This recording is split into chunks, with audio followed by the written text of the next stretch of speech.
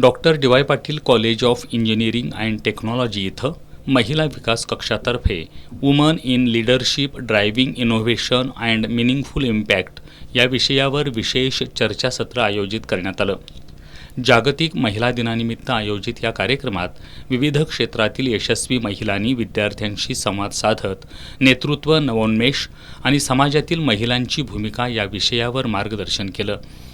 यामध्ये आर्किटेक्ट अमरजा निंबाळकर, तेज कुरिअरच्या व्यवस्थापकीय संचालिका साधना घाटगे, मेनन पिस्टन्सच्या कार्यकारी संचालिका शरण्या सचिन मेनन, भरतनाट्यम नृत्यांगना कविता नायर आणि clinical psychologist doctor Urmila Suresh Bhosale यांनी आपल्या अनुभवांद्वारे विद्यार्थ्यांना प्रेरित केलं.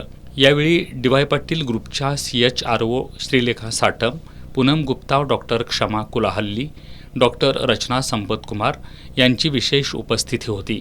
या चर्चासत्रात विविध क्षेत्रांमध्ये महिलांनी नेतृत्व करताना अनुभवलेली आव्हानं, संधी आणि यशस्वी वाटचाल यावर सखोल विचारमंथन केलं.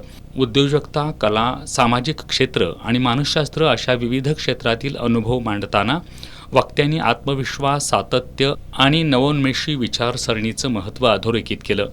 विद्यार्थ्यांनीही उत्स्फूर्तपणे प्रश्न विचारत संवाद साधला. त्यामुळे हे चर्चासत्र प्रेरणादायी आणि ज्ञानवर्धक ठरलं.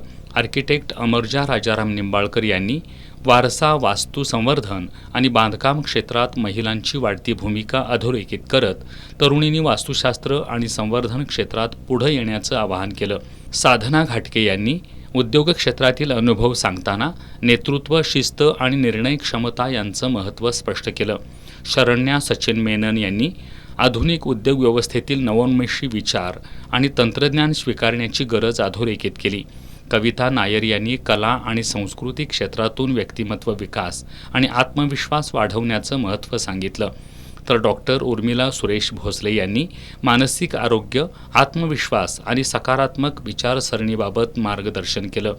या कार्यक्रमाला संस्थेचे अध्यक्ष डॉक्टर संजय डी पाटील, उपाध्यक्ष आमदार सतेज पाटील, ट्रस्टी माजी आमदार Ruturaj Patil, trustee Prithviraj Patil, executive director doctor AK Gupta, registrar doctor LV Malde आणि प्राचार्य डॉक्टर SD चेडे यांचं मार्गदर्शन आणि सहकार्य लाभलं.